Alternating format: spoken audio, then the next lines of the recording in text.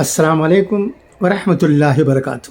اب آئیے آج کی چند اہم خبریں جو کہ راشٹر سہارا روز نامے میں شائع ہوئی ہیں انہیں پڑھتا ہوں، سنیے گا۔ ون نیشن ون الیکشن، عوام سے رائے طلب۔ نئی دہلی،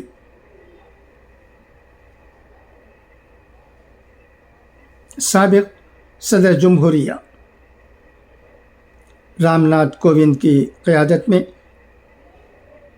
ایک ملک ایک انتخاب سے متعلق بنائی گئی کمیٹی نے ملک میں ایک ساتھ انتخاب کرانے کے لیے موجودہ قانونی و انتظامی ڈھانچے میں مناسب تبدیلی سے متعلق عوام سے مشورہ طلب کیا ہے۔ اس اعلیٰ سطحی کمیٹی نے ایک پبلک نوٹس جاری کیا ہے جس میں کہا ہے کہ 15 جنوری تک موصول مشوروں پر غور کیا جائے گا۔ اس عوامی نوٹس میں یہ بھی کہا گیا ہے کہ سبھی مشورے کمیٹی کی ویب سائٹ پر دیے جا سکتے ہیں یا پھر ای میل کے ذریعے بھیجے جا سکتے ہیں۔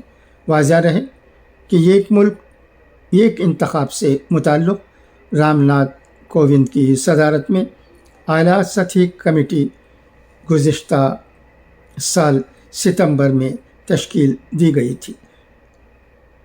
اس وقت سے اب تک کمیٹی کی 2 میٹنگیں ہو چکی ہیں۔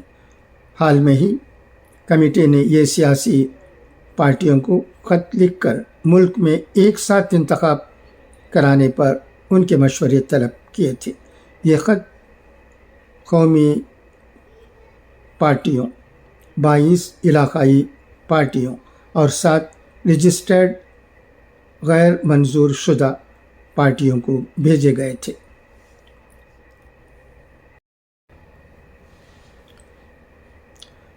غزہ، ٹیل اویو۔ اقوام متحدہ کے انسانی ہمدردی کے امور کے سربراہ نے کہا ہے کہ اسرائیلی فورسز کی جانب سے مسلسل بمباری کے بعد غزہ ناقابل رہائش ہو چکا ہے۔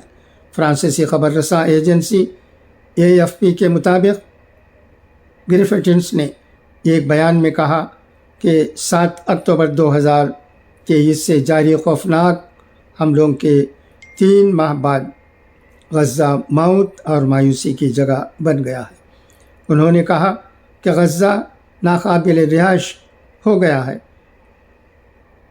اس کے لوگوں کے وجود کو روزانہ خطرات کا سامنا ہے، جبکہ دنیا صرف دیکھ رہی ہے۔ انسانی برادری کو 20 لاکھ سے زیادہ لوگوں کی مدد کا ناممکن مشن درپیش ہے۔ گریفٹس نے کہا کہ ہم مسلسل جنگ کے فوری خاتمے کا مطالبہ کر رہے ہیں، نہ صرف غزہ کے لوگوں اور خطرے سے دوچار اس کے پڑوسیوں کے لیے بلکہ آنے والی نسلوں کے لیے جو ان 90 دنوں کے جہنم اور انسانیت کے بنیادی اصولوں پر ہونے والے حملوں کو کبھی نہیں بھولیں گے۔ انہوں نے کہا کہ یہ جنگ کبھی شروع نہیں ہونی چاہیے تھی، لیکن اس کے ختم ہونے میں بہت وقت گزر چکا ہے۔ ادھر غزہ کی وزارت صحت کے مطابق غزہ پر اسرائیلی جارحیت کے نتیجے میں کم از کم 22,600 فلسطینی جان سے جا چکے ہیں، جن میں زیادہ تر خواتین اور بچے تھے۔ جمعے کو بھی غزہ پر اسرائیلی بمباری کا سلسلہ جاری رہا۔ AFP کی رپورٹ کے مطابق غزہ کی پٹی کا بیشتر حصہ پہلے ہی ملبے میں تبدیل ہو چکا ہے اور جمعے کو فضائی حملوں میں جنوبی شہروں خان یونس اور فتح کے ساتھ ساتھ وسطی غزہ کے کچھ حصوں کو بھی نشانہ بنایا گیا ہے۔ اسرائیلی فوج کا کہنا ہے کہ اس کی افواج نے گزشتہ 24 گھنٹوں کے دوران غزہ میں 100 سے زائد اہداف کو نشانہ بنایا، جن میں فوجی ٹھکانے، راکٹ لانچ سائنس اور ہتھیاروں کے ڈپو شامل ہیں۔ غزہ میں وزارت صحت نے کہا کہ اس نے اسی عرصے میں 162 اموات ریکارڈ کی ہیں۔ غزہ پر اسرائیلی حملوں کے دوران شہریوں کی اموات میں اضافہ ہوا ہے اور اقوام متحدہ نے انسانی بحران کے بارے میں متنبہ کیا ہے۔ اس لڑائی کے دوران لاکھوں افراد بے گھر ہو چکے ہیں اور قحط اور بیماری کا سامنا کر رہے ہیں۔ دوسری جانب اسرائیلی وزیر دفاع نے رواں ہفتے ہی غزہ پر اسرائیلی کارروائیوں کے خاتمے کے بعد کا ایک منصوبہ بھی پیش کیا ہے، جسے اسرائیلی کی جنگی کابینہ نے ابھی تک منظور نہیں کیا۔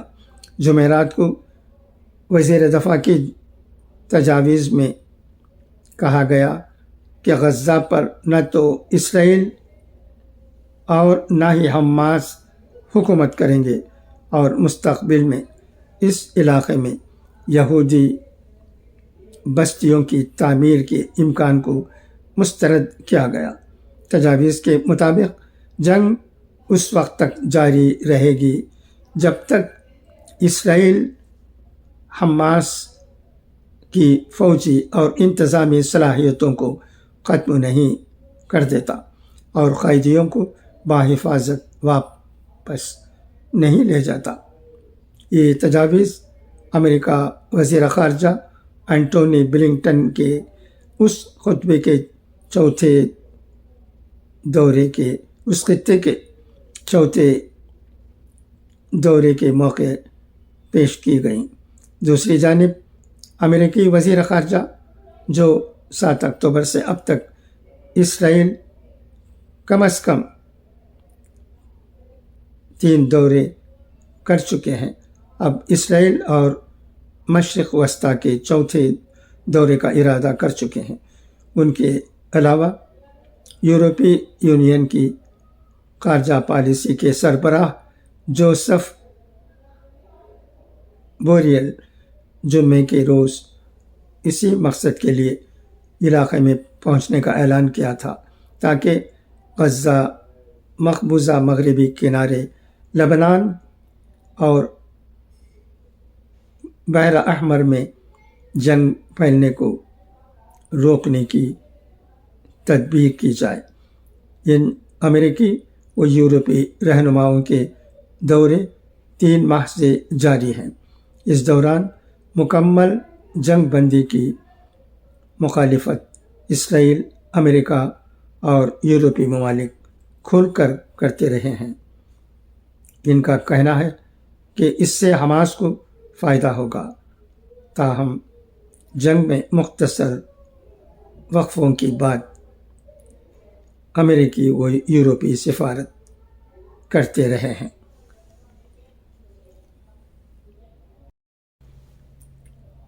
نئی دہلی، مرکزی وزیر اقلیتی امور اسمرتی زوبین ایرانی سعودی عرب کا 2 روزہ 7 اور 8 جنوری دورہ کریں گی۔ 7 جنوری کو ایک اعلیٰ سطحی وفد کی قیادت اور رہنمائی کرتے ہوئے محترمہ ایرانی حج 2024 کے لیے مملکت سعودی عرب کے وزیر حج اور عمرہ ڈاکٹر توفیق بن فوزان العربیہ کے ساتھ حکومت ہند اور حکومت سعودی عرب کے مابین حج 2024 کے حج معاہدے پر جدہ میں دستخط کریں گی۔ علاوہ ازیں وزیر اقلیتی امور 2024 کی تیاریوں اور سہولیات پر تبادلہ خیال بھی کریں گی۔ ان کی قیادت میں گئے وفد میں مرکزی وزیر مملکت برائے خارجہ مرلی دھرن کے علاوہ chief executive officer Liaquat Ali آفاقی IRS و دیگر شامل ہیں۔ ذرائع کا کہنا ہے کہ ہندوستان کی تاریخ میں پہلی بار کوئی خاتون مرکزی वज़ीर अक़लियती उमूर मुआहदे के लिए सऊदी अरब जाएंगी।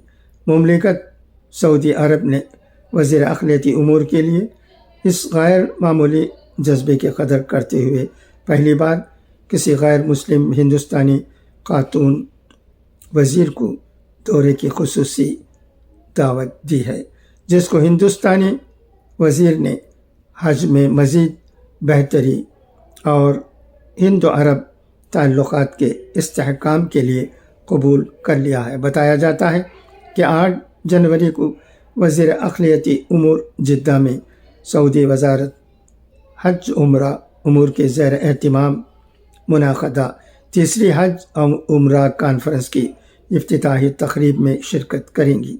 हज कमेटी ऑफ इंडिया के CEO ने बताया कि मरकज़ी वज़ीर ईरानी की हज के ताल्लुक़ से दिलचस्पी और रहनुमाई का नतीजा है कि हज 2024 के लिए अब तक तकरीबन 1,40,000 हज फार्म दरख्वास्तें मौसूल हो चुकी हैं, जिसमें बितरतीब महाराष्ट्र, केरला, गुजरात, उत्तर प्रदेश और कर्नाटक में सबसे ज़्यादा हज दरख्वास्तें मौसूल हो चुकी हैं।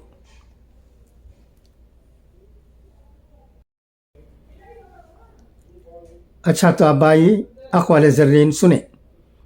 माँ बेशक ज़्यादा पढ़ी लिखी ना हो, मगर दुनिया में हर ज़रूरी बात हम माँ से ही सीखते हैं। इंसान ने महसूस करना इसलिए छोड़ दिया है क्योंकि उसे उन चीज़ों से मोहब्बत हो गई है जिनमें एहसास नहीं है। कंजूस शख्स इतना बदनसीब है कि दुनिया में फ़कीरों की ज़िंदगी गुजारता है और क़यामत में अमीरों जैसा हिसाब देगा। हक़ बात कहने से मत डरो, क्योंकि न कोई तुम्हें मौत दे सकता है और न ही तुम्हारा रिस्क कम कर सकता है। इंसानियत की इंतहा दूसरों के हुकूक़ की हिफाजत है। अच्छा, तो इजाज़त, इंशाअल्लाह फिर मुलाकात होगी। खुदा हाफिज़, फ़ी अमानिल्लाह।